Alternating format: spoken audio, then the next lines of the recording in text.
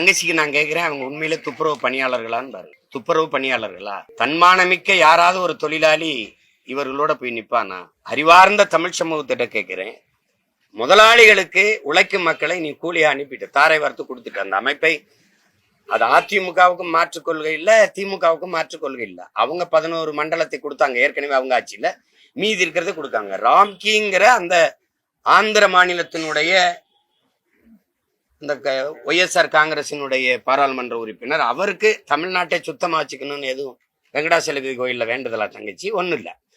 அந்த முதலாளிக்கு கீழே நாங்க வேலை செய்ய போறோம், அவர் தன் கை காசை போட்டு எங்களுக்கு சம்பளம் கொடுப்பாரா, அரசு கொடுக்குற காசுல இருந்து எங்களுக்கு கொடுப்பாரா? அரசு கொடுக்குற காசை வாங்கி எனக்கு சம்பளம் கொடுக்குற நடுவுல ஒரு ஏஜென்ட் இருக்கு, ஒரு முகவர் இருக்கு. நீ என்ன வேலை பார்க்குற? உனக்கு என்ன வேலை? அந்த வேலையை உன்னால செய்ய முடியாதுன்னா மாநகராட்சி எதுக்கு? அதுக்கு தேர்தல் எதுக்கு? ஊரக உள்ளாட்சிக்கு அதுக்கு ஒரு மேயர்னு ஒரு பொறுப்பு எதுக்கு? அதுக்கு ஒவ்வொரு பகுதிக்கும் மாமன்ற உறுப்பினர் எதுக்கு? எதுக்கு? அந்த காசு தெண்ட செலவு தானே.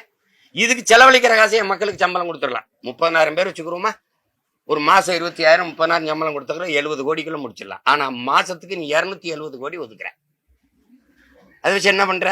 5,000 கோடி வரி வருவாய் இருக்கு அதுல. அதை வச்சு என்ன பண்ற?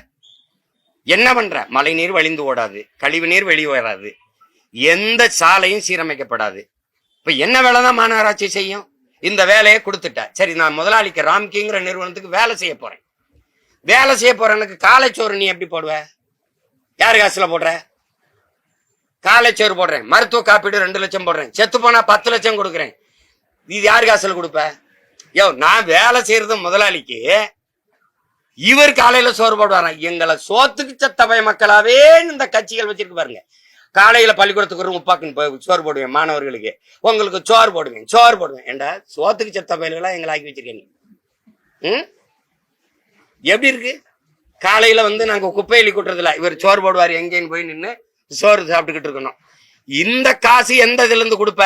இவ்வளவு பணம் இவ்வளவு இருக்கிற நீ இந்த சலுகை அறிவிக்கிற நீ, அவன் கேட்கறத கொடுத்துட வேண்டியதானே. தனியார் மயப்படுத்தாத எங்களை நிரந்தர பணியாக்கி அரசு பணியாரா வச்சுக்கிறேன்னு சொல்றதுல என்ன உனக்கு சிரமம்?